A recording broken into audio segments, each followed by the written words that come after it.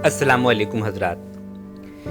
एक आपत्ति ये है कि सही बुखारी किताब 62 यानी निकाह की किताब में मुसलमानों को निकाह के बारे में सलाह देते हुए नंबर 30, 31 और 32 पर एक हदीस है कि नबी सल्लल्लाहु अलैहि वसल्लम फरमाते हैं कि अपशगुन व दुर्भाग्य स्त्री, घर या घोड़े में हो सकता है। तो सवाल यह है कि अगर इस्लाम स्त्रियों और पुरुषों में समानता का दावा करता है तो फिर ये हदीस में नबी सल्लल्लाहु अलैहि वसल्लम ने घर, घोड़े और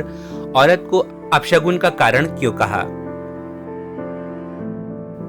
जैसा कि मैं बार बार कहता आ रहा हूं कि मुसलमानों के लिए सबसे बड़ा धार्मिक दिशा निर्देश है पवित्र कुरान। इसके खिलाफ जाने वाली हर शिक्षा त्याग दी जाती है, चाहे वो किसी भी हदीस में क्यों ना हो। तो अल्लाह के अतिरिक्त किसी और चीज को अपना भला होने का कारण समझना या अपने दुर्भाग्य का किसी व्यक्ति को कारण समझना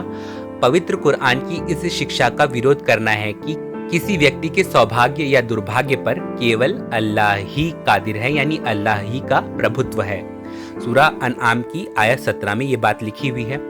और किसी व्यक्ति के दुर्भाग्य का कारण उस व्यक्ति के अपने ही कर्म होते हैं, ये भी कुरान में सूरा निसा की आयत 79 में लिखा है। यानी किसी दूसरे की वजह से नहीं, इंसान पर अगर दुर्भाग्य आता है तो वो उसके अपने कामों की वजह से आता है।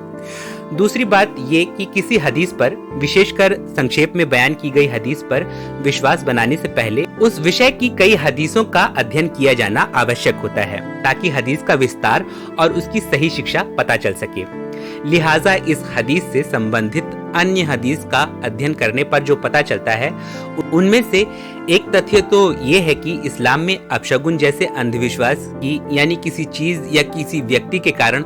जीवन में दुर्भाग्य आने के आधारहीन विश्वास की कड़ी भर्त्सना, कड़ी मजम्मत अनेक हदीसों में ही की गई है और इसको शिर्क यानी ईश्वरीय सत्ता में अन्य की भागीदारी के समान महापाप बताया गया है। नबी सल्लल्लाहु अलैहि वसल्लम ने साफ शब्दों में कई स्थानों पर फरमाया है कि अपशगुन जैसी कोई चीज नहीं होती। अपशगुन पर विश्वास रखना शिर्क है। देखें हदीस अहमद 4194, अबू दाऊद शरीफ 3910, तिर्मिजी 1614 और इब्न माजा 3538 में। दूसरा तथ्य इस संक्षेप हदीस का विस्तार पढ़ने पर पता चलता है। देखिए, मुस्नद अहमद बिन हम्बल में संख्या 6/246 पर हदीस है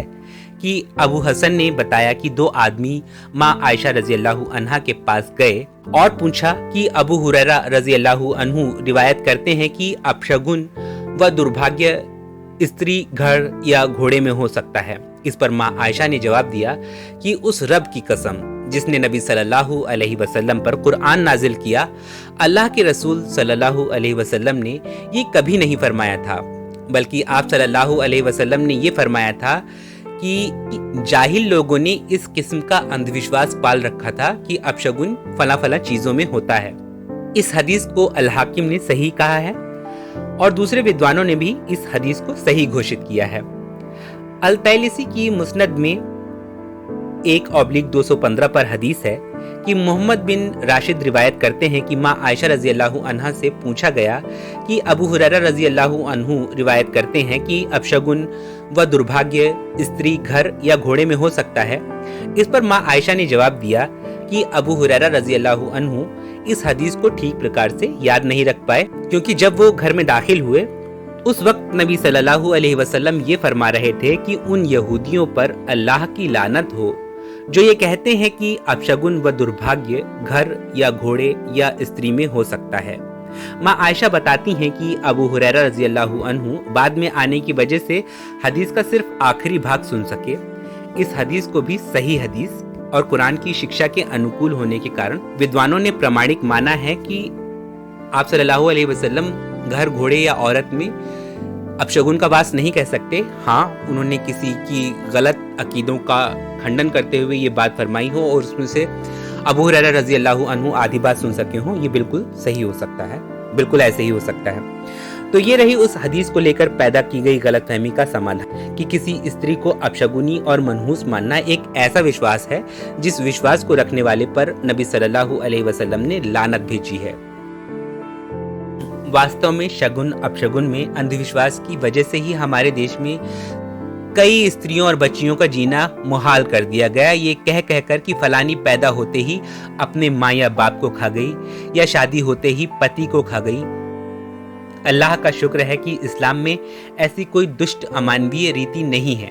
बल्कि इस्लाम में तो स्पष्ट तौर पर किसी परिवार में होने वाला स्त्री का बेटी के रूप में जन्म परिवार के लिए अल्लाह की रहमत यानी ईश्वर द्वारा दिया गया सुख शांति का आशीर्वाद बताया गया है। अगर कोई कहे कि इस्लाम में बेटी को तो रहमत बताया गया है पर पत्नी को अपशगुनी बताया गया है, तो ये भी एकदम झूठ होगा, क्योंकि प्यारे नबी सल्लल्लाहु अलैहि वसल्लम हमें ये भी स्पष्ट तौर पर बता चुके हैं कि अल्लाह उस व्यक्ति की पत्नी को उस व्यक्ति के लिए शुभ बनाता है जो व्यक्ति अपनी पत्नी के साथ न्याय करता है। नबी सल्लल्लाहु अलैहि वसल्लम ने फरमाया, जो व्यक्ति अपनी आंखों को सुरक्षित रखने के लिए यानी अपनी यौन शुचिता को बनाए रखने के लिए विवाह करता है और अपनी पत्नी के साथ दयालुता और भलाई का व्यवहार करता है, तो अल्लाह आशीर्वाद देकर उस वधू को वर के लिए शुभकारी बना देता है और उस वर को वधू के लिए शुभकारी बना देता है। शुक्रिया।